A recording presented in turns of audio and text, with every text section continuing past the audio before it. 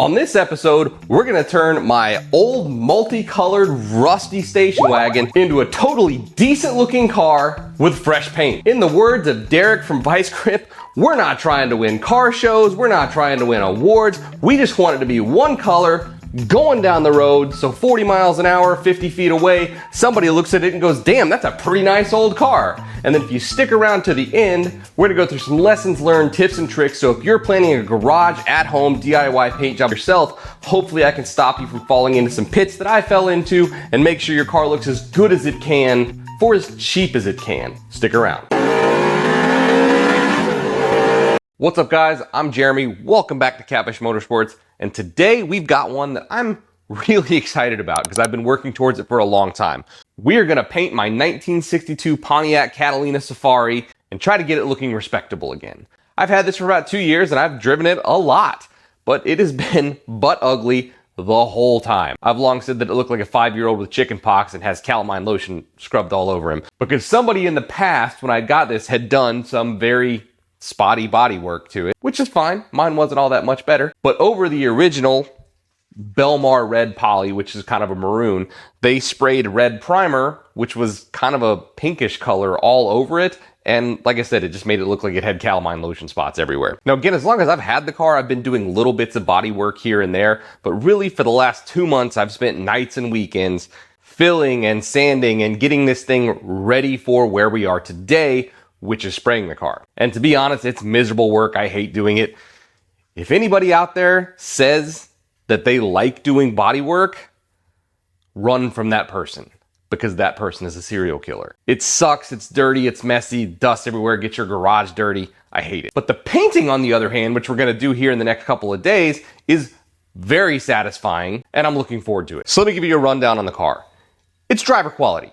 It's not bad, but it is far from perfect. And without hundreds of hours of labor, probably, it was never going to be perfect. That's not what we're going for here, and it's probably not what you guys out there in TV land are going for either with your projects. This is a DIY budget type paint job we're doing here. And again, I'm not a professional. I don't necessarily mean for this to be a tutorial. I'm just going to show you what I did. I encourage you, if you're getting ready to do this yourself, to watch some real professionals. There are a ton out there. I'll even put some links in the description that I found particularly helpful. But this is not my first rodeo either. This will be the third car that I've painted in this garage, and the other two have come out with pretty good results. So I think that'll be beneficial. This will show you guys out there what a garage degenerate just like you and the results you can expect from doing a job like this at home in your garage using cheaper materials. We're gonna walk around the car a little bit here, show you what we've been working with. And as I said, somebody else had done some previous body work to this. The pro is they replaced metal on metal. This car is not very rusty. They'd clearly done some rust repair in the past. So when I got it, there really wasn't a lot of rust involved. The con is they did it in a really strange way, and I don't recommend doing it the way they did it. Honestly, I would like to have been a fly on the wall because there were places where they used flat but recessed panels, almost like they came in from behind, which I know they didn't do because the quarters were never off this car. So I really would have liked to have seen how they did it. And then I would have liked to have fist fought them for doing it that way because it cost me a lot of grief. And to be honest, and this is important for you guys out there who are working on more common vehicles, if this car was a 67 Mustang, a 73 C10, whatever, much more common vehicle that most of you guys are probably working with, I likely would have bought a couple of patch panels and just replaced some metal because it would have looked better in the end and probably would have been less time than what I spent to get very mediocre results with a hammer and dolly and some filler. Unfortunately, that's not the world I live in. This is a 1962 B-body station wagon, and cheap and available sheet metal is not a thing. You're lucky if you get available with parts for this. Cheap and available just aren't in the cards. So I worked with what I had. You guys are gonna do the same thing. Make the decision that's best for you there. But overall, we've got it pretty straight now. The tailgate sucks. The passenger quarter really sucks. Like the body line's not great on that, and where they did the patch panel repair, it's just bad. And the passenger rocker is pretty bad too. That's actually all new metal, but they didn't use a real patch panel. It has like an obtuse angle to it instead of the soft curve that it should have. I used some filler to try to correct that, but it's still got an angle in it. It just is what it is. Nobody's going to be down on their hands and knees staring at my rockers. If they are, I'm going to tell them they're weirdos. So again, for you guys out there, make the decision that's best for you on that. spend the time where you feel it's worthy of being spent. Now, really quickly, I want to talk a little bit about filler. You know, there's people out there who glorify, my car doesn't have any filler in it at all. Congratulations. You know, I don't get it. We've all seen the horror shows where somebody's got a Mustang or whatever and they're just peeling, you know, a ½ inch of filler off the whole car. Don't be that person. Nobody likes that person. But that also doesn't mean that you should avoid using filler at all, because plastic filler has been used forever. It gets used from the factory. There's no reason to spend 100 hours on a panel trying to get it dead straight on metal as opposed to getting it almost all the way straight and then using a little bit of filler over the top of it. When used per the TDS, less than an 1/8 inch thick, there's no problem with filler. All right, now let's look at an area like this real quick, and you'll notice that there are different colors of filler here. That is on purpose. This is one of those spots where there was a patch panel that was recessed. You know, you can still see some high spots. Like I said, this is not perfect at all. This dark blue here, this kind of cobalt blue, that is actually short strand fiberglass filler. So what I've done, so I didn't have super thick normal body filler, is over the welds and recessed areas. Hello, Badger. Look out, buddy. Over those deep recessed areas with the welds, I used the fiberglass filler to fill most of that gap and cover the weld. This is a little bit better at protecting welds and making them more waterproof. And then I used normal body filler over the top of that to finish. Now you'll notice that I've strategically pulled some of the molding off. The belt molding is all off, but I'm not pulling it all off.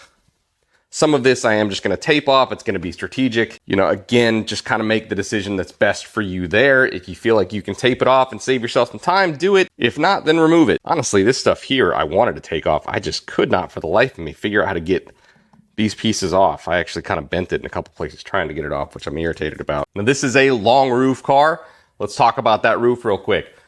This was originally a two-tone car. I have the Pontiac Historical Society PHS paperwork on this that shows that this shipped Belmar red with a cameo white roof. The problem was somebody at some point had come over and repainted the roof white, but they brushed it on. I don't know the type of paint they used. I don't know if it was house paint or a can of Rust-Oleum or whatever. I don't know how many decades ago it was done, but it was a straight bear to get all off because it was brushed on. There was deep striations everywhere. So this is pretty much all sanded down either to bare metal, the factory primer, or the original factory white. And honestly, I'm sure I probably missed a couple places because every time I changed my sandpaper grit, I would find a place that I missed that still had some kind of striations in it. It's mostly good. I'm sure that's not flawless either. This is another place where I would like to fist fight whoever did that in the past because it caused me a lot of grief. This is actually Badger's car. He's a little upset that it's been down for a couple of weeks. I want to show you guys something kind of interesting here. So as I said, this is originally a two-tone car, and you can see the way they sprayed this from the factory. There's actually white overspray in the top of the door jambs, which all still are the original red otherwise. The reason I think that's interesting is just because it's kind of sloppy. And I think we often have an overinflated sense of how good a lot of these cars were when they left the factory as far as straight body panels and stuff like that. So just to kind of demonstrate, these cars were not always as good as people think they remember them as being when they rolled off the factory line. So maybe don't beat yourself up too bad about trying to get it perfect, because they weren't perfect when they left the assembly line. Now I am changing colors here. I honestly did not want to do that. It adds a lot more work and it makes your job much harder. I especially didn't want to spray the door jambs, and I'm kind of stuck doing that now. I would advise against changing colors if you're a DIYer like this and you can get away with it. But in my case, this Belmar red, poly, Honduras maroon in different years, I just flat couldn't get it affordably. You know, I tried and I contacted a bunch of different places. I could not get it affordably. And then even the one place that it was sort of affordable, which was about $360 a gallon before adding reducer and hardener, it was an 8-to-1-to-1 mix, which does not leave you with very much sprayable material. And this is a big ass car, so 1 gallon is probably not going to cut it. So that's something to think about too. A lot of you guys that have normal sized cars, like my Firebird over here in the corner, 1 gallon's probably fine, but look at the mix on the paint, because an 8-to-1-to-1 is going to give you 1 gallon, 1 pint, whereas a 2-to-1 mix would give you 1.5 gallons out of a gallon, and a 4-to-1 is going to give you 1.25 gallons. So you're going to have more sprayable material depending on the mix ratio of the paint you're using. Just something to think about that maybe you wouldn't if you weren't given that heads up. Now we've done the walk around in the car. I've showed you most of it. We do still have some work to do. Namely, we've got to clean the garage, and if you've watched some of my other videos, you've seen that I'm not particularly good at keeping this clean, so this might not be as big of a task for some of you out there as it is for me. I'm going to sweep the whole garage and shop vac a lot of it, but we're really going to concentrate in this area because we are going to make a little mini paint booth with hanging plastic around just this center bay here. So we're going to focus on that area, and anything like my shop table that's going to be in here, we're really going to clean that up as well. I'm even going to like Swiffer the ceiling and try to get cobwebs and stuff off the ceiling because cleanliness is the key here. You don't have a real paint booth. I don't have a real paint booth. It's not going to be flawless, but you want to do the best you can. Now, as far as the state of the body right now, obviously there's little bits of filler everywhere where I filled small holes and stuff like that. But this whole car right now, with the exception of the door jambs, is down to 400 grit.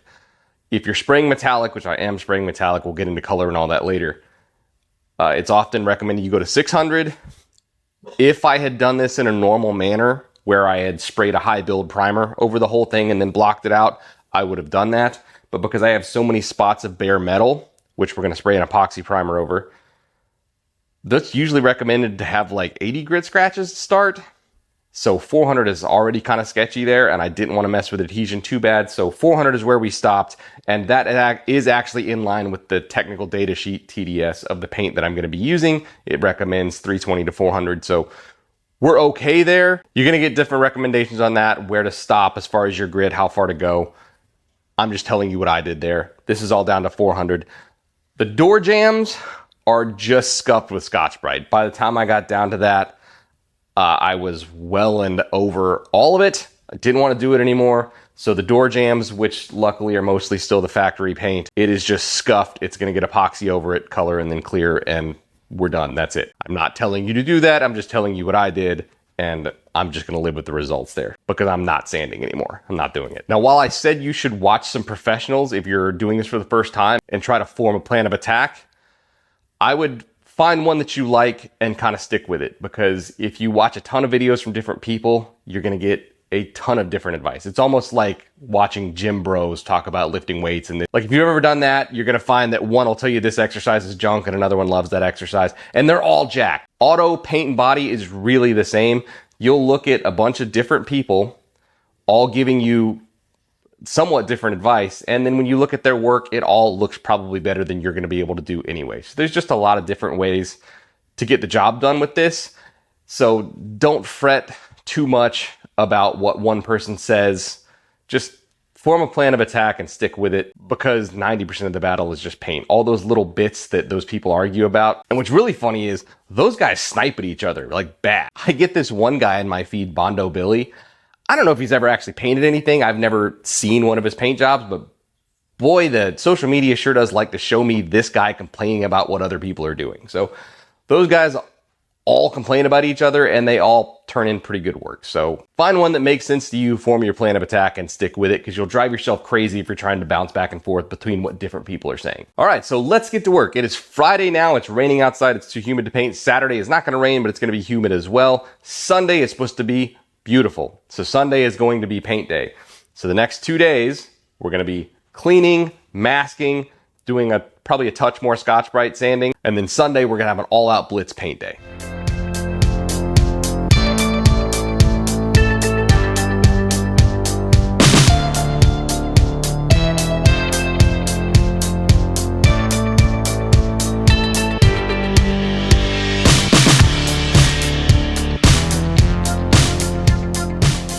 Perform this part at your own risk, but I bought my wife a new vacuum for Christmas this year, which means I get to use the old one for nefarious purposes.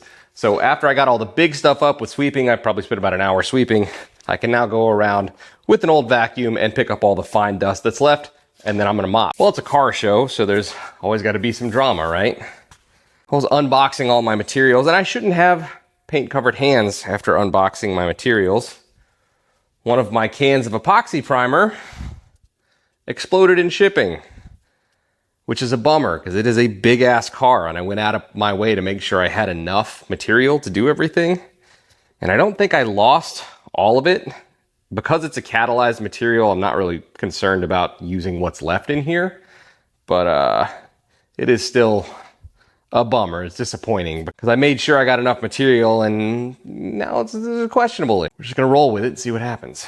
All right, it's day 2. I spent pretty much all day yesterday sweeping, mopping, cleaning, and the middle bay is pretty good. Today is gonna be mostly about masking. I did get kind of started last night, and really the only kind of pro tip I'm gonna give you on this is to do the windshield and your driver's side last, because chances are you'll find out you have to move the car at some point. You don't wanna have to pull your masking back down.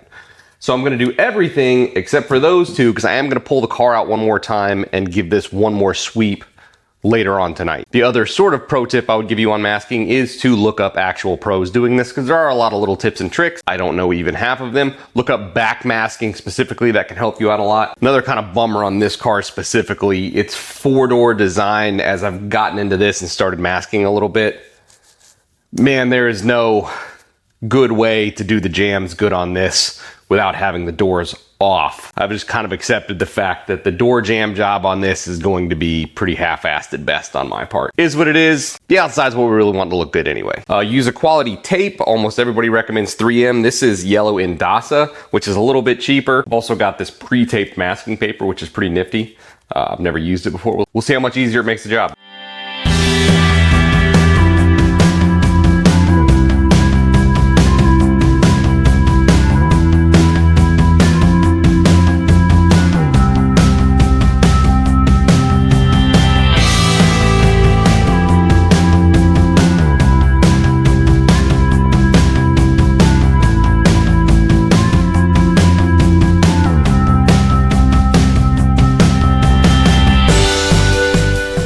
After you've got your room all clean, you don't want to get it dirty again. So anything that you're going to be bringing in there, like your air hose, make sure you're cleaning that off. I keep this air hose just for my paint gun. It has high volume ends on it.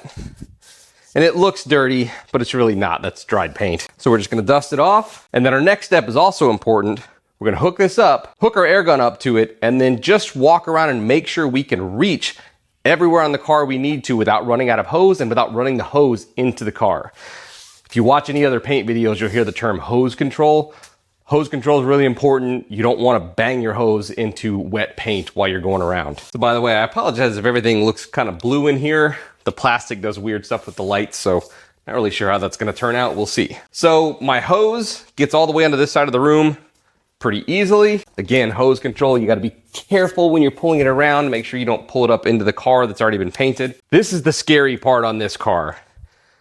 I have fairly long arms for my height, so I can sort of reach the middle, but boy, it's a stretch, and I'm concerned I'm gonna reach over and get into it or lean into the door of the car. I'm kind of Joe average on height. I'm 5'10" on a good day. I really wish I was about 3 inches taller right now. While there's a lot of differing opinions on how important it is to walk the whole side of the car as opposed to doing one panel at a time, one kind of universal is that once you start a panel, you want to keep a wet edge. So what you would do normally is, like, take the hood for instance, you would start one side, get to the middle, and then you would come around to the car, pick up that wet edge, and come to the other side. My problem is, this is the long ass roof. I have a really hard time getting to the middle. I'm concerned I'm not gonna quite have enough reach to keep that edge wet. Well, there's not a whole lot I can do about it, so we're just gonna go with it and see what happens. All right, I've got a little bit of masking left, but it's been driving me crazy, so I need a break. Let's talk about what I'm actually gonna do and the products I'm gonna be using here. So, as I said earlier, if you watch 10 different professionals, all who get really good results, you'll get 10 different answers on the best way to do this. Just pick one and go with it. If you watch like Derek on Vice Grip Garage, you've probably seen him just take Scotch-Brite pad, scuff an entire vehicle, and paint it. Nothing wrong with that. Quick, simple, easy. And if you had a butt-ass ugly car, it's gonna look better. It's gonna be one color going down the road. Establish your goals, stick with your plan. Conversely, you could strip the whole thing down to either bare metal or close to it, and then go with an epoxy primer, do all your body work, put a high build like polyester primer or 2K over it, block all that down, seal it again, then base clear or single stage, whatever. I am taking kind of a middle road on this. As we showed the car earlier, I have a ton of bare metal spots where I've been sanding down, so I'm going to use a sealer. There's two real reasons for this. They do make 2K sealers, but the more common approach that I see is taking an epoxy primer and thinning it down. Some of them say up to 50% with a urethane reducer. This one is 20. So we're gonna take this, even including the one that partially spilled earlier, and we're gonna thin it down by 20%, then we're gonna lay one coat down. What does that do for us? Well, number one, it's gonna cover all of those bare metal spots that we had and our open body filler and stuff like that. Number two, and equally important, it is going to give us a uniform color to paint over. Now, I told you I'm doing a color change because I simply could not get this factory red at a reasonable price. So I'm going with silver. Reasons being, I have a red interior and part of it's already new, so I'm not changing that. You're really limited with exterior colors when you have a red interior. You could go with red again, which I didn't really want to do.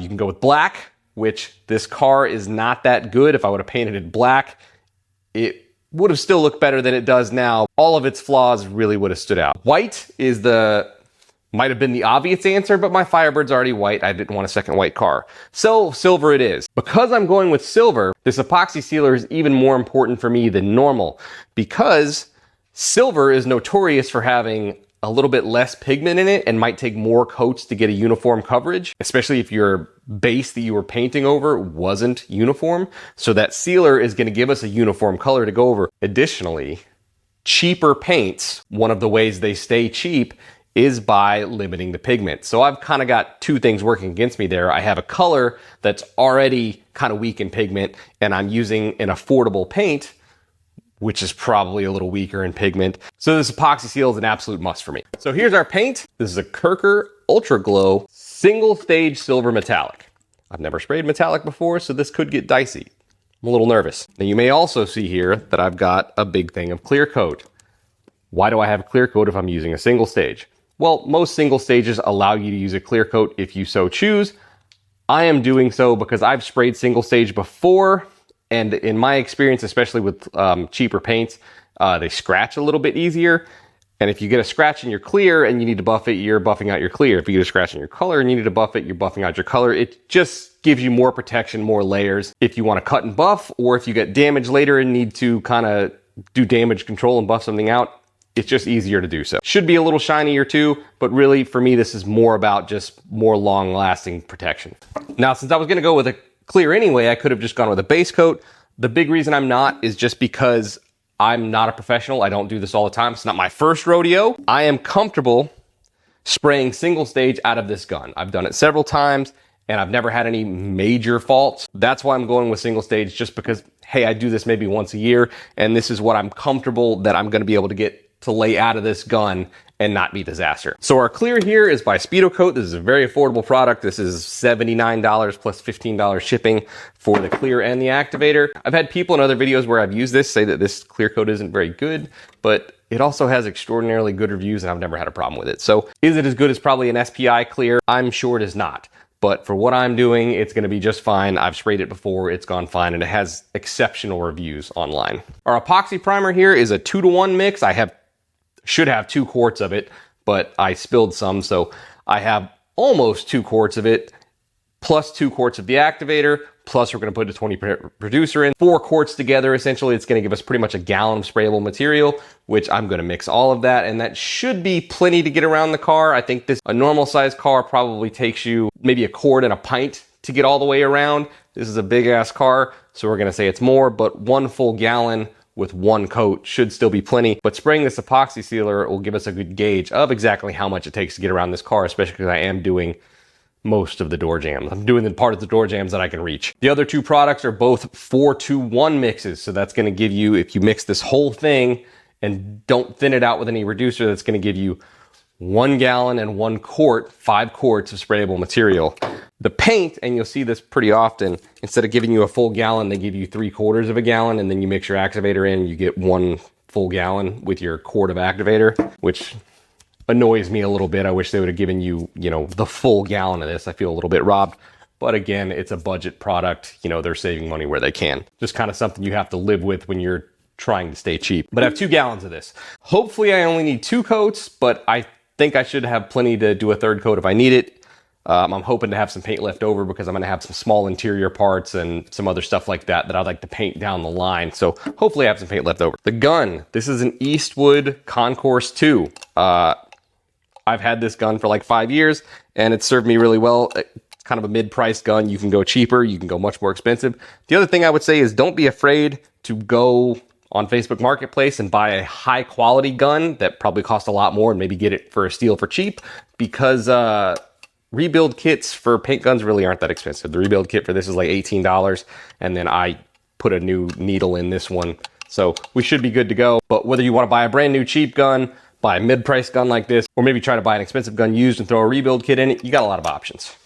Everything that I spray is going to be out of a 1.3 tip. If I were spraying a high build primer, I would probably go to like a 1.7 or even a 2. I do have a 1.7 for this, but for what we're doing, everything's gonna be pretty thin. Everything at the inlet's gonna be probably 28, 29 PSI, and everything's gonna be out of a 1.3 tip. Some miscellaneous stuff, some of it you really need, some of it you can probably get away with.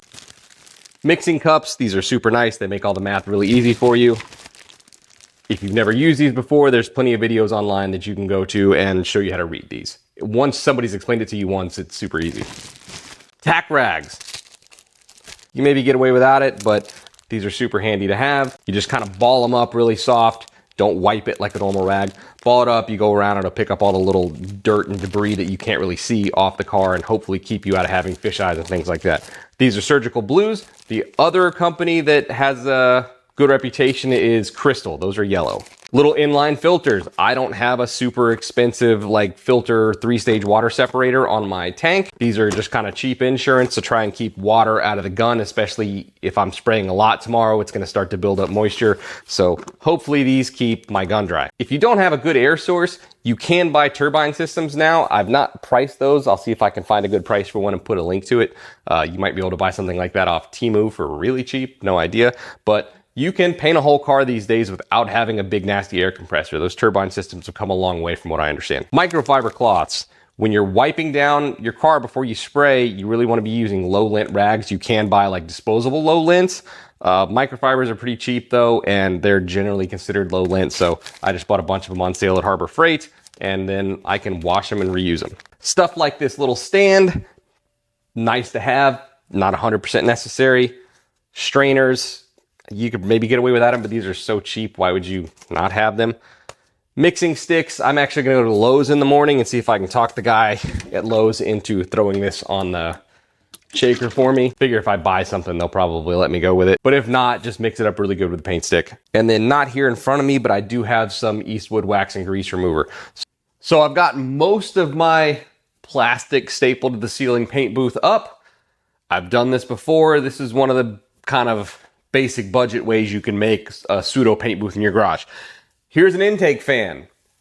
At the back where the garage door is, I'm going to have another much larger fan that is exhaust. So this is going to be a cross flow booth. This is a brand new fan right out of the box, so it's not all dusty and dirty.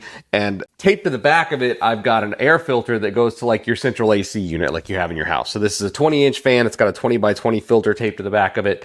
Keep most of the dust and dirt out. And then we're going to have a huge barrel fan at the other end that's going to hopefully suck all the overspray out.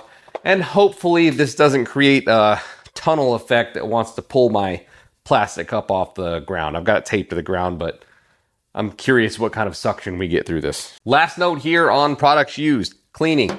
After I got done with all the sanding and stuff, I washed the entire car really thoroughly with just Dawn dish soap. Then since then, I have been using Sprayway glass cleaner and just wiping down the car until nothing more comes up on the rag. The last cleaning step, other than tack ragging it, and I'll leave this till tomorrow morning, is a wax and grease remover. This is just Eastwood paint prep, but that's all this is. This is a wax and grease remover. You can probably go get something like this from AutoZone, O'Reilly's, etc. Same concept, microfiber rag. Then we'll tack rag it, and then we'll rock and roll. And that's where I'm going to leave you for tonight. I have just a touch more masking to do and just a touch more plastic to hang up, and I'll see you guys in the morning for epoxy primer. I'm going to do one more thing before I go to bed tonight. I'm going to set my gun up so I don't have to mess with it anymore. If you watch almost any video, they're going to have you spraying what they call wide open. That's the way this gun is set up too. Whatever your paint gun is, watch a video on how it's set up to set it fully open. It's really nice to have an inline gauge assembly because I want to set this up to be like 28-ish pounds at the inlet. But this is cumbersome. I don't want this on there the whole time. So what I'm going to do is I have this open as well. I'm going to go plug it in, and then I'm going to adjust with the trigger fully held down. I'm going to adjust the knob on my air compressor itself until this reads 28 or 29 PSI. And then I know that the air pressure coming in is set to where I want, and I can get rid of this and not have to have this big extra concoction on my gun. So hello, boys and girls. Getting a little bit of a later start than I wanted today. So it was a little cool this morning. And as I fired up my big exhaust fan in the back there the first time, I found out we do create quite the suction effect in here.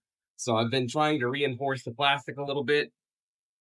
So one kind of extra pro tip I would give, if you're doing it like this, spend extra money and buy super thick plastic, because like the stuff in the back, I ran out and had to just go to Lowe's and get, and all I could get was 0.4 mil, and it just shreds. And honestly, that's the worst place for the thin stuff is back there. So I would buy like 0.7 or 0.9, even better thickness plastic to hang up, because it'll withstand some of the rigors a lot better. Right now, I only have the intake going and it's pushed out.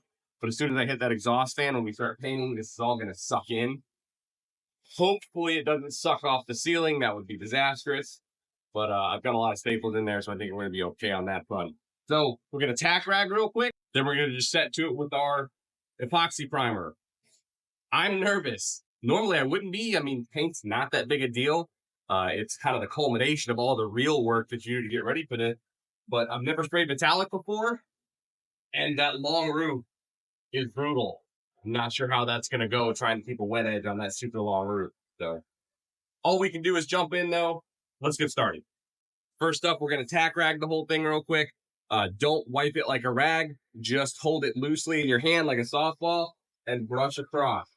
Only using the weight of the tack rag itself. Don't press down at all. Do the whole car, and then we're going to start spraying. We did have our first disaster this morning. I went to use my Eastwood paint prep. Unfortunately, some of the cheap material that I used were not compatible with the solvent of that prep, which is concerning. Luckily, I caught it quickly. And we'll return back to that later, because when I give my kind of lessons learned segment from this, that was something I'm already going to mention, is to stay away from a couple of products. Before we get started real quick, I did buy a paint suit for this. Not so much to protect me, but to hopefully keep parts of me and dog hair, etc. out of the paint. I'm going to try it on and see how it fits. If it doesn't fit, then I'll put my respirators and safety glasses on and spray. Also, I'm shooting on my GoPro because I don't want possible overspray on my super expensive lens. So if it looks a little weird in here, sometimes the GoPro gets weird with the lights. I apologize. But one thing I'm really interested here is to see how well this epoxy covers. Because as I mentioned several times, this car is far from perfect. There are little rock chips everywhere. I try to sand a lot of them out, but there are some that you still can feel. I'll show you one, and then we'll experiment. We'll see after the paint job's over, between the epoxy, the base, and the clear, if it completely fills that in and hides it, or if you can still see it, and hopefully the silver helps us out there, even if it is still there, and makes it really difficult to see unless you know what you're looking for. So here's our little guy right here that we're going to use for experimentation purposes. You still can catch that with your fingernail, even though it's pretty shallow. And I don't know how well you can see it, but there's little bits of those like all over the car. So at the end, we're going to revisit that and see if you can still see it. Well, I've tried on the paint suit, and I got to be honest, I'm concerned it's going to do more harm than good. You know, when I'm getting over in the middle of the hood, or especially on the roof, I'm just concerned I'm going to drag across with all this loose fabric. So we're just going to put a respirator on, wear eye protection, and rock and roll. These cups are super handy. I'm not going to go through the whole thing because there's a lot better videos just on using these. But our primer is a 2-to-1 mix, 2-to-1, and there's a 10 and a 25% thin. I want a 20% thin. So I'm going to kind of go in between those numbers. If it's 17%, it'll be fine. Slight correction. Caught myself while I was mixing. The epoxy is a 1-to-1, which is why it's important to keep your TDSs nearby, print them out, check them, don't rely on memory, because you will mess up like I almost just did. Unfortunately, that filled up my mixing thing almost all the way full, so I have to mix the reducer separately, so you got to do a little math. So we're going to put about 12 ounces in, call it good, it'll be 19%, and that's totally fine. Well, do or die time. It's clean as it's going to get. Hopefully our plastic doesn't pull off the wall when I hit the exhaust fan. That would be kind of disastrous, but if it happened, it happened. I got brand new filters in my respirator, and I am going to tune in to the smooth, sultry sounds of Slayer. You guys are going to have to settle for something a little more generic.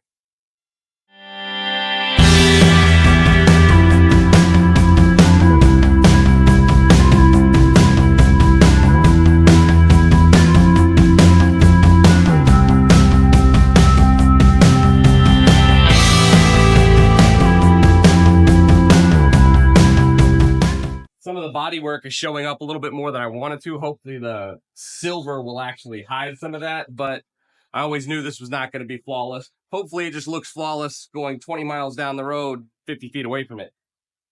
I did put one run in it, I think. Way in the back, I'll show it to you, where I was trying to make sure I got some material into the drip rail. I turned the gun at an odd angle, and I think I put a run in, which sucks. But hopefully the self-leveling super reduced primer helped us out there a little bit. Take a little walk around her. See, I don't know how much this is going to show up for you guys, but you can kind of see where there was primer there. I can also see a little bit of junk in it here and there. It was really difficult, especially in the middle of this, right where I was expecting to try to keep a 50% overlap. Right here is where I put the run in. You can kind of see it there, but it does seem to have leveled out some. Hopefully it doesn't all flow down and end up down there. It is kind of thin, which you would expect. I mean, it's a seal coat. If it doesn't have 100%, you know, opaque coverage, that's kind of fine. Like I said, I can see little bits of stuff in it here and there. I might try to get a little bit of that as it goes. This is the only coat that I'm going to let sit for a little while. So, because I want to be able to tack it before we go. So I'm going to let this sit. I'm going to go to the gym, run a couple of errands. We're going to let it sit for about 4 hours, probably 3-4 hours. And then everything else is going to be wet on wet on wet, like right on top of each other. So see you back shortly. Okay, we're back. It's approximately 3 hours since our last coat. And it's still gray. I can see, unfortunately, a little bit of tiger striping in it, especially on the roof, which obviously I mentioned being concerned about going in, and I'm even more concerned about it now, especially with the pallet. I may have to break down and use a step stool and just give up on trying to keep a straight wet edge all the way down and just move a step stool as fast as I can. I don't really know what else to do there. You know, in a professional sense, you would probably have scaffolding down either side that you could walk. I don't have that. I'm not going to build that, so I'm just stuck without it. Confidence level. I am still extremely confident that it's going to look significantly better than it did, and we're going to achieve our goal of making it a good 20 feet or 20 miles per hour ride. But being honest, I can also tell you that this car in particular, because it had some pitting and had some questionable body work both before me and stuff that I did, it shows up through the epoxy. That thin sealer epoxy coat did not hide very much.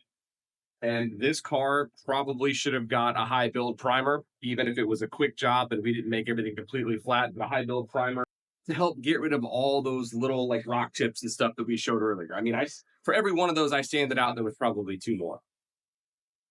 Oddly enough, the one that we said was going to be our test stage actually filled in pretty good, but as I sprayed this and it all became one solid color, not only to, you know, find more of those rock chips, I also found pinholes and stuff in the body filler that we found. So just being completely honest with you, so you know what to expect, and you can determine at the end if the results we get would make you happy or if you would need to take some more effort. So getting ready to spray color here, I have mixed up about 1.5 gallons of color. I do have some left, so if we need to do a drop coat or something at the end, we do have that option available.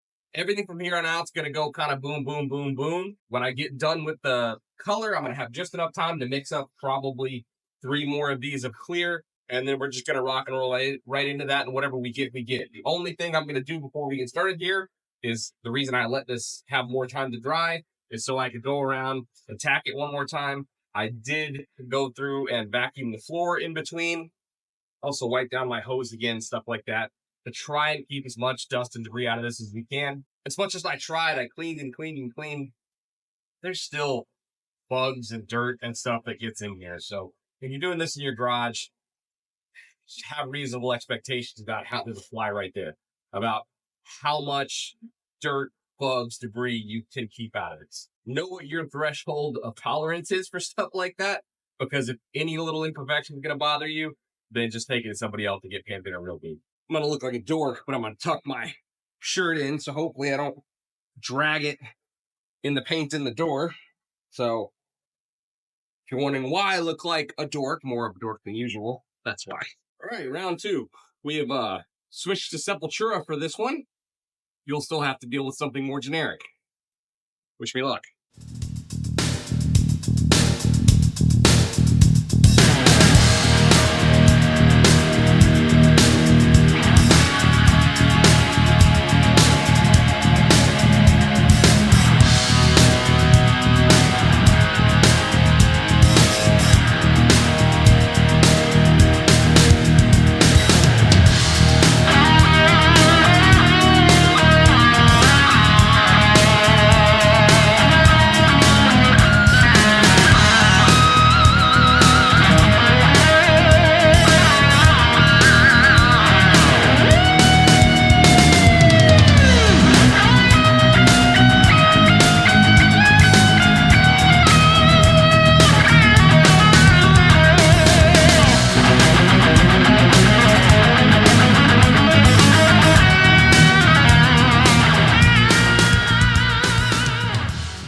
Silver probably looks gray on camera. Silver just doesn't show up. It's not super heavy flake metallic or anything, but you can see a little bit of metallic in it. I got rid of most of the tiger stripes. There's one pretty good one on the hood. I'm sure there's some modeling. That roof was just really hard to spray. And this is such a wide car. The hood was really difficult for me to spray too. This would have been really helpful to have a two-person job where one picks up that wet line on the other side. It is what it is. It still looks pretty good, and I think when I put a coat of clear on, it's going to look even better. There is one spot where I had some drips. I'm honestly not sure what happened. I don't know what dripped, but it's a bummer. So I'm just going to go ahead and clear over it, and then I might try to fix it later on. Like ask some professionals, hey, how do I fix this? And, you know, sand down the clear a little bit. Because of that, I'm not going to put a ton of clear on it. I'm going to put one wet coat and then call it good.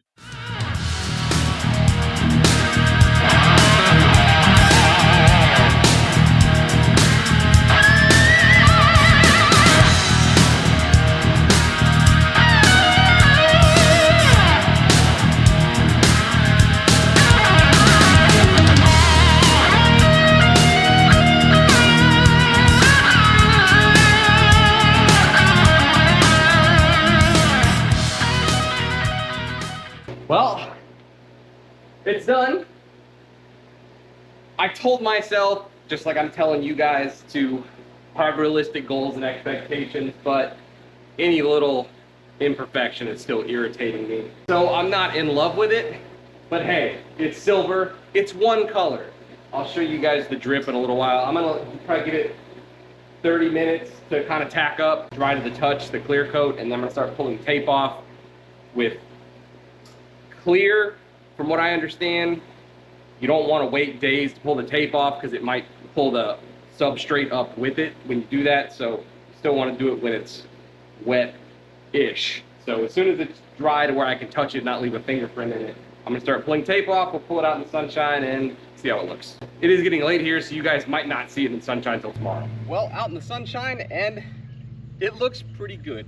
With the sun shining on it, it's a little easier to look past a lot of the little flaws that happen.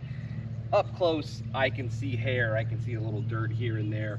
Honestly, I thought I was gonna hate the wheels, but the red wheels, the red interior still look pretty good. You guys can let me know in the comments if you think I need to paint the wheels or not. Of course, now that it's glossy, you can see more of its dings and dents. The silver helps. If we would have painted it black, it would have been way worse. That quarter back there, which was the worst panel on the car, I always knew was gonna be bad. Same thing with this rocker panel and whatnot. Sides actually came out great. The hood, which, let me know if you can see it. There's a tiny bit of tiger striping here in the hood. Same thing with the roof. There's a little bit of tiger striping in the roof. And then I'll get you guys in close and show you the drips that happened. This is really bothering me because I don't actually know what happened. I did find out I had a gun malfunction. Probably still user error. I cleaned the gun last night. I probably didn't tighten it up, so I don't necessarily think it's the gun's fault. I don't know if that was related to those drips. I just looked up and there was drips there. I might have had the cup over full too, so maybe it was right after I filled the cup up and it stripped off the top. I don't know, but I'm bummed out about that part of it. But let's walk around and see what it looks like. I'm gonna try to keep my shadow out of your shot here. Not doing well so far. See, I don't know if you guys can see the striping in the hood or not. Probably not, which is a good thing. Whether it's on camera or whether it's at a stoplight or whatever, driving down the road, those little things that are driving you crazy, just like they're driving me crazy, nobody's gonna notice. People are still gonna see it and be like, hey man, that's a nice car. Even though we know it's actually not that nice. And with the shine, you know, I can see little dings and dents that were harder to see before.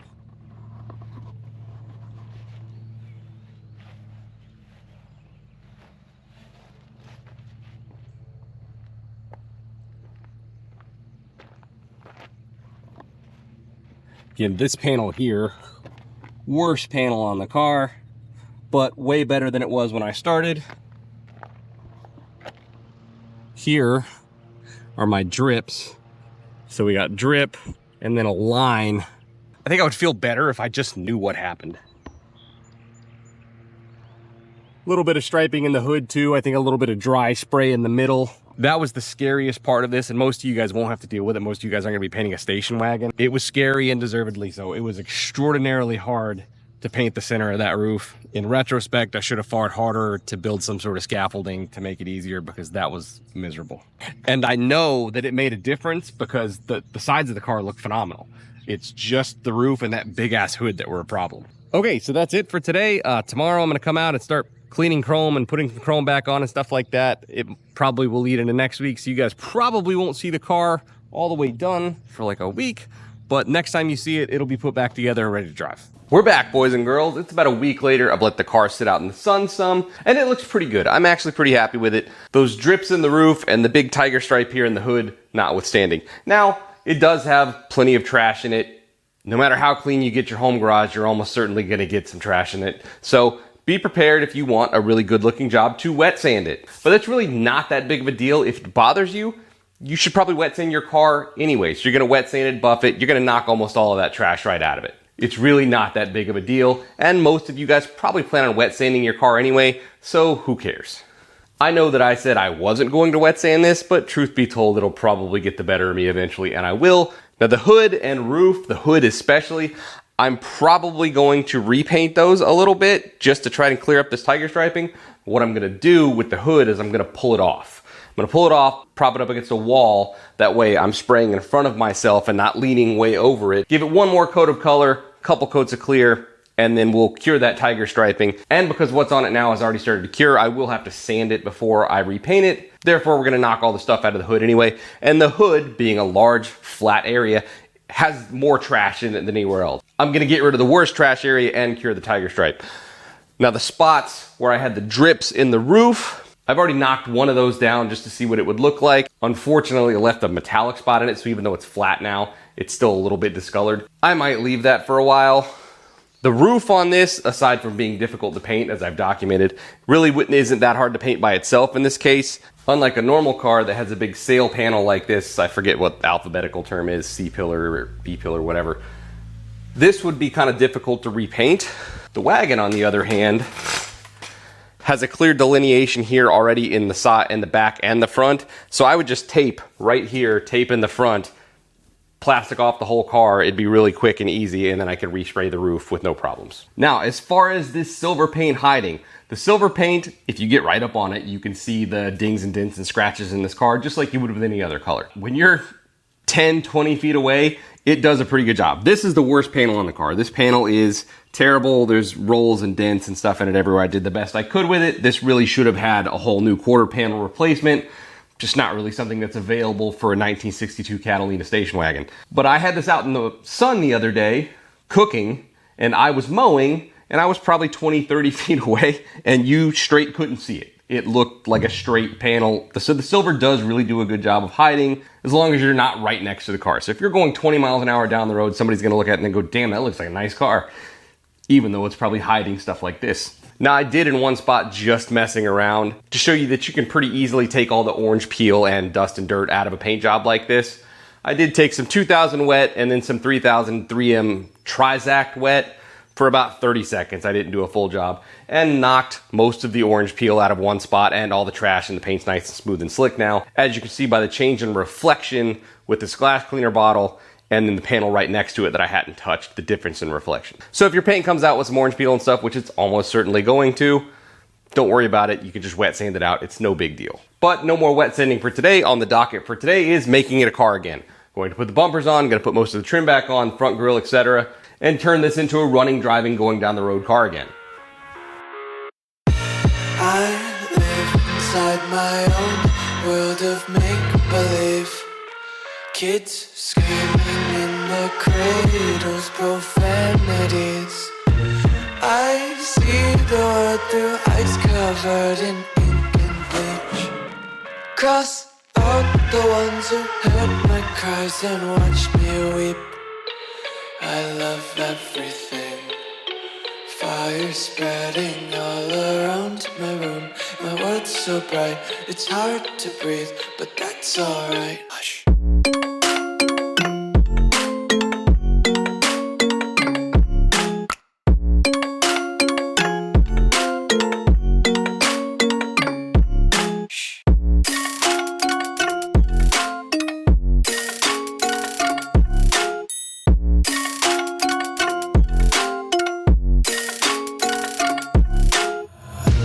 Tape my eyes open to force reality. Why can't you just let me eat my weight in glee? I live inside my own world of make-believe. Kids screaming in their cradles, profanities. Some days I feel skinnier than all the other days. Sometimes I can't tell if my body belongs to me. All right, so this is a bit dorky, but it's kind of low-key a big moment for the car. As long as I've had it, it has never had its Pontiac crest on it. Now that it's been painted, we're gonna do that real quick. Well, real quick might be a relative term here, as I kind of can't get my hand back here easily.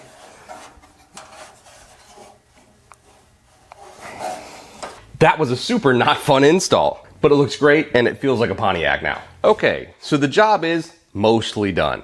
I mentioned I'm probably gonna touch up the hood and the roof, and there will be some wet sanding and buffing at some indeterminate time in the future, but that's a problem for future me. In the here and now, let's move on to talking about how I can keep you guys out of falling into some of the pitfalls that I fell into, and what I think you need to do to be successful with a home DIY garage paint job like this. Now, the first thing I'm gonna say is, in my opinion, the most important thing. You need to establish a plan and stick to it. Establish your goals, pick whichever, professional plan that you've YouTube researched, stick to that plan, and then follow through with it all. This is the one and only time you'll probably hear me talk about my MBA on this channel, but in the business world, the biggest killer of projects is something called scope creep. And that happens when you've established your plan and then somebody comes along and tells you, oh, well, maybe you should do this, or maybe you on your own change the plan. But the point is, when you start to deviate from that plan that you've established, you just keep digging a hole, and it takes longer and costs more money, and it spirals out of control, and it's very difficult to get back on the track. So it's extremely important, in my opinion, to establish your goals up front, pick your plan, stick with that plan. Because if you don't, you're just asking for headaches, you're gonna drive yourself crazy. So first part of that is your goals. What do you want it to look like? Are you looking for more of a restoration type job, or are you in the, scuff and spray? There's nothing wrong with either of those. I took a bit of a middle road here. I talked about getting bored with the sanding and didn't think this car was worth the extra dozens of hours of cutting, welding, filling, sanding. That's all gonna be up to you to decide. Hey, if you just want your car to be one color going down the road, scuff it, throw some single stage on that bitch and go. There's nothing wrong with that. You also need to consider, how okay are you with your car being off the road? Because there's a reason that body shop jail exists. This stuff takes a long time to do if you want like a concourse resto paint job. It takes forever, it costs a lot of money. So keep that in mind. If your car is already not running, maybe you're waiting on an engine, whatever, and it's apart, yeah, take all the steps. Spray some polyester hybrid filler on it, block it out, make it straight as an arrow. But if you're more like me and you had a project car that is running and driving and the streets are calling your name, cut some corners. Who's gonna know? You're gonna be your harshest critic on things like this, so you have to establish what you're going to be able to live with. I can't answer that for you. You have to pick that. But set those goals, pick your particular techniques that you wanna follow. I really recommend Kevin Tetz. He's all over YouTube. He works with cheaper products a lot of times, and he's a good teacher. He explains himself well. But whichever person you pick to follow their technique, block out everything else, because again, you'll just start questioning yourself, go down a rabbit hole, spirals out of control. Now, an underrated part, in my opinion, to, helping you establish your goals, timelines, etc. when you're getting ready to paint a car is making a realistic evaluation of how difficult your particular car is to paint. Now, luckily for you guys out there in TV land, if you're watching this video, you've seen me paint a car that is pretty goddamn hard to paint. I'll give you some examples. All right, so I'm gonna stand just so I'm kind of touching and then lean over and show you how far I can reach into the hood. So there we are. Now we're gonna do the exact same thing with my Firebird. I can reach past the center of the hood pretty easily. That doesn't seem like much, maybe 3 inches of difference.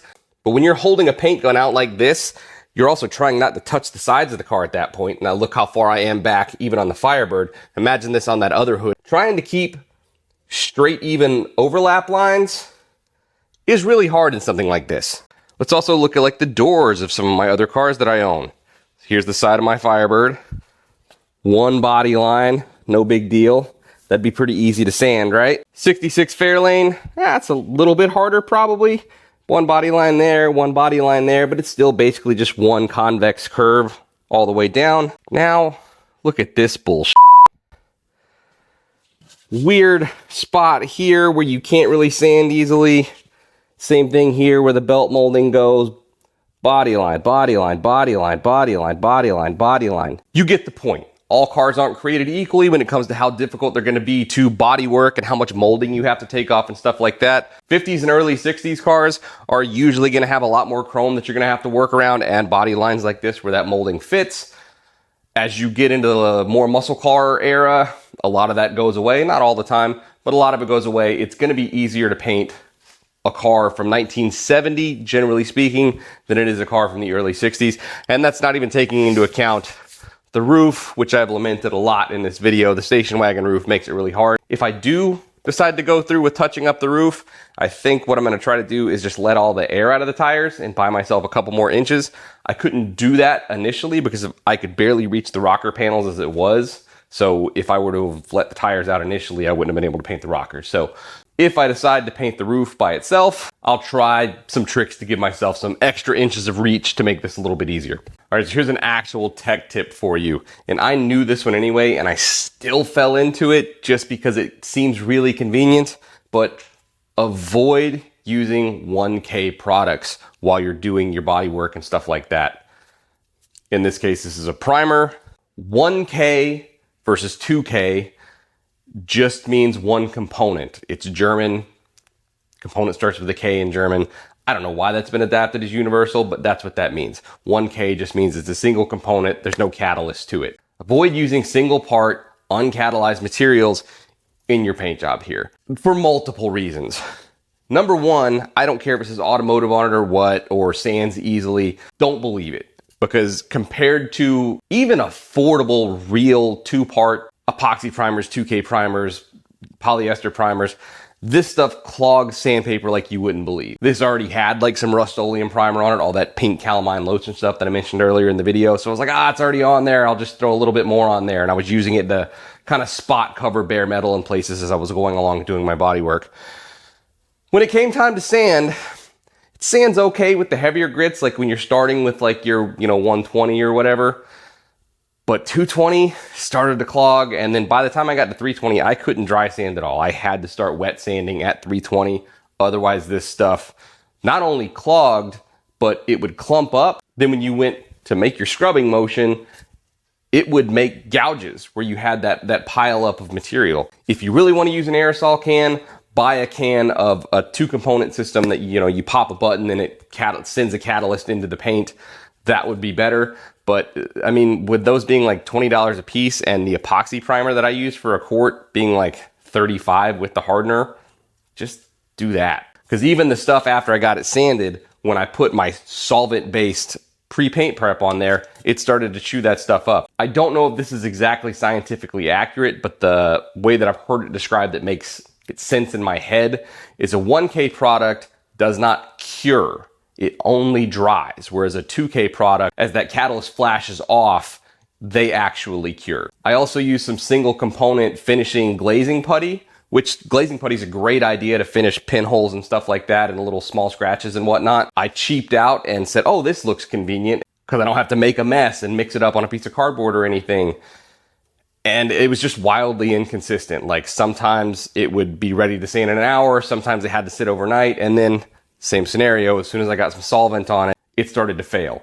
I would show it to you, but I can't find it at the moment. I'll put a picture up of it in the corner over here. So glazing putty, great idea, but again, buy a more professional style 2-part glazing putty like Dolphin Glaze is, I think, $35 on Amazon, maybe $28 on Amazon. You'll have a way better experience with something that comes with a hardener rather than something that's, you know, pre-mixed and just sits and dries. This is the one and only true Bodywork tech tip I'm going to give you. Here we've got some fiberglass filler and some normal filler. The fiberglass is great for waterproofing welds, and just if you have to fill a little deeper than the 1/8 of an inch that this recommends, I still wouldn't fill like a 1/2 inch with this or anything like that. Don't go nuts. But that's not the actual tech tip. The tech tip is whatever low spot you're trying to fill, it is almost certainly bigger than you think it is. I caught myself in this a bunch of times and then had to keep reapplying, because you would put it over where you see that dent is, and then as you're sanding down, you would still find that there's low spots further out. And now when you're watching those body guys on YouTube and they just skim coat an entire door,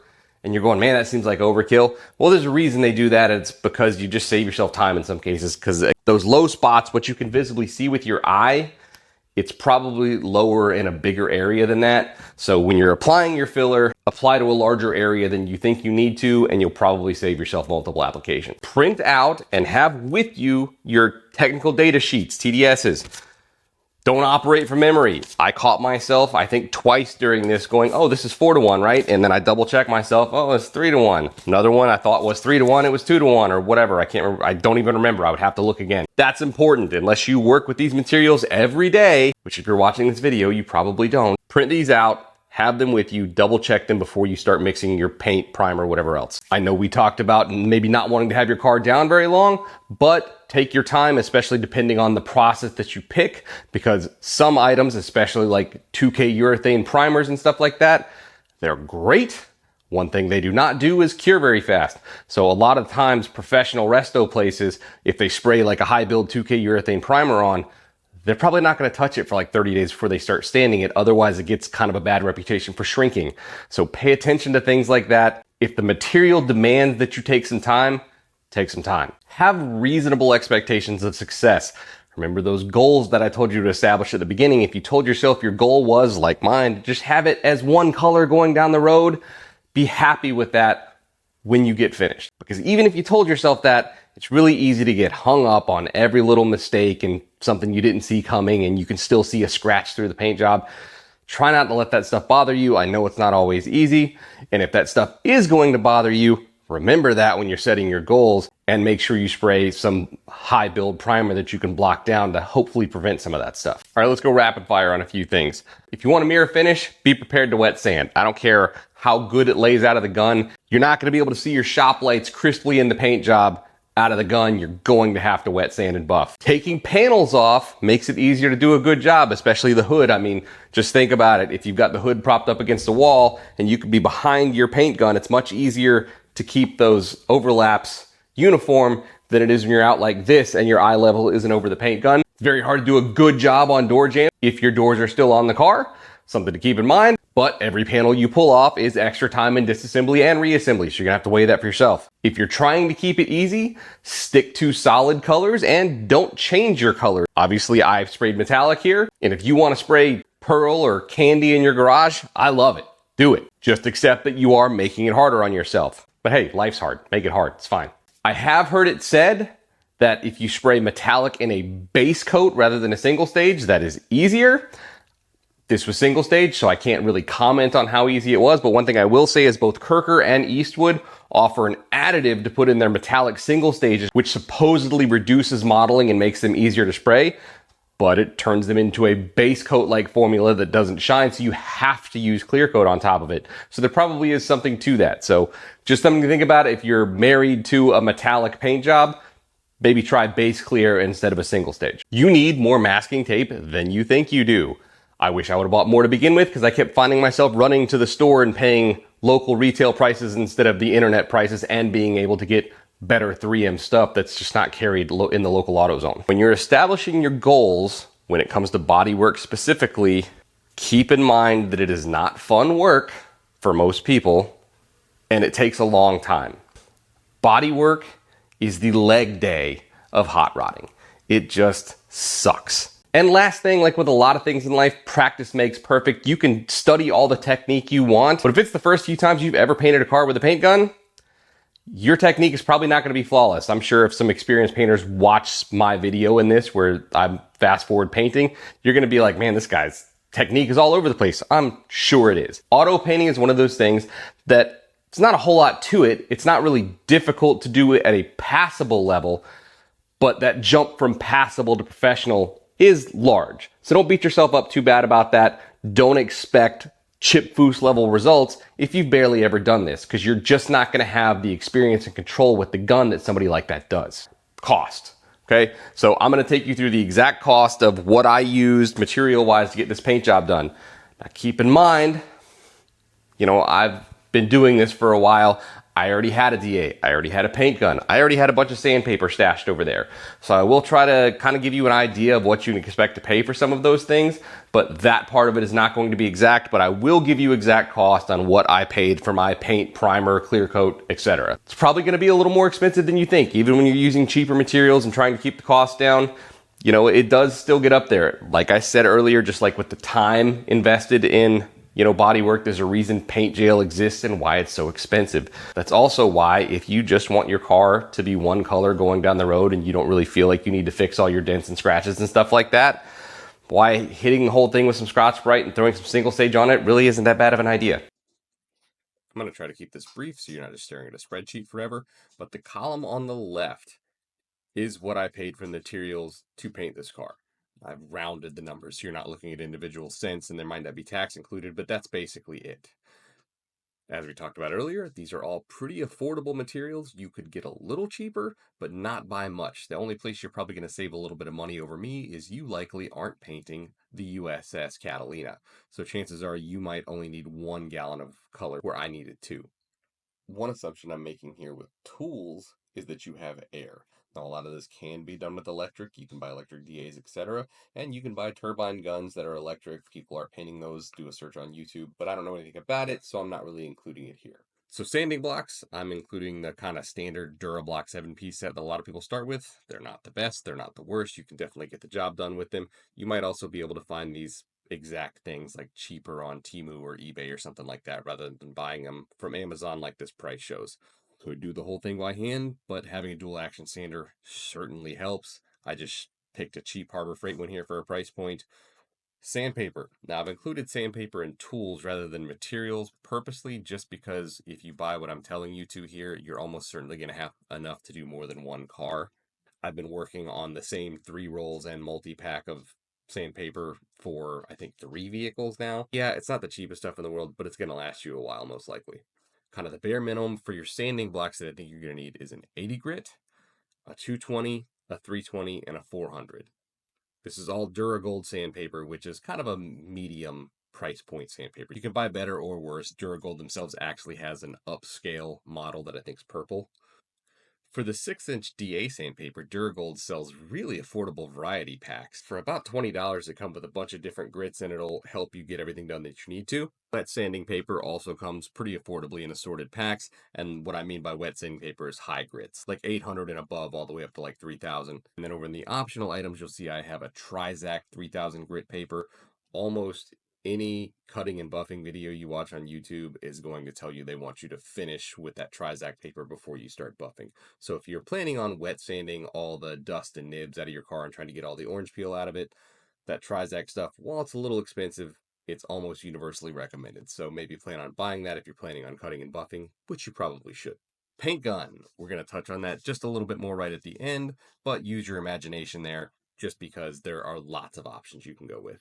I've also included a $150 charge for miscellaneous items just because, number one, I'm sure I'm forgetting to put some stuff on here, and you're almost certainly going to talk yourself into some extra stuff. Some of these optional items we have over here, a buffer, which would probably eat up that whole budget by itself, a body hammer and dolly setup, a dent puller, finishing glaze, all good ideas, some fiberglass filler, etc. There's lots of things that you're going to find that, oh, I'd like to do this too. So whatever number you have budgeted in your head, it's probably going to go up a little bit, just like anything else in the hot rod world. Whatever you think it's going to cost, it's probably going to cost 10 to 20% more than that.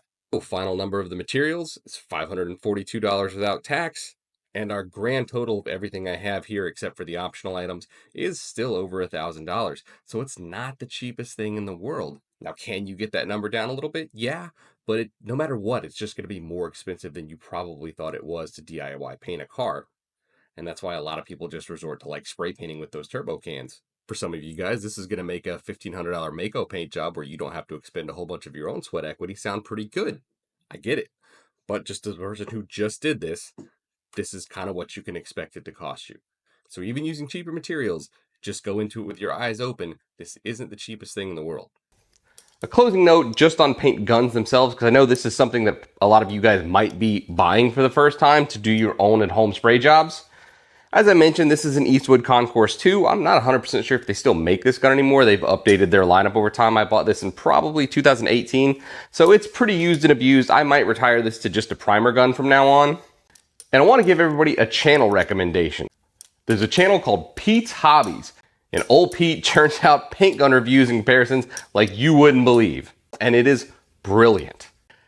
He can be a bit wordy, but his information is absolute gold. Highly recommended you check him out, because he works with everything. No matter if you want the most expensive gun on the market or if you want DIY priced under $100 guns, he's got you covered. While you will find some other paint gun reviews here and there from other auto body enthusiast channels, nobody's doing deep dive on individual paint guns like this guy is. So can't recommend his channel enough. Definitely check him out. Now, a quick rundown of current guns that the internet really likes that are in the affordable category. These aren't necessarily recommendations for me because I've never sprayed with any of them. But the R500 and the NT Tools 4000B can both be had from a bunch of different sources for under $100. The internet really likes those. Small step up would be a Taiwanese gun called a Dram. That one is a little less common, highly reviewed among the people who reviewed it. It's generally only available through AliExpress if you're comfortable using that app.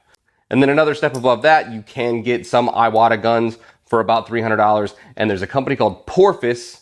Pretty much anything from them right now is extremely highly reviewed, such as the PRD 717 is about $250 US. A&I, an Italian company, also has pretty good guns for about $100 to $200.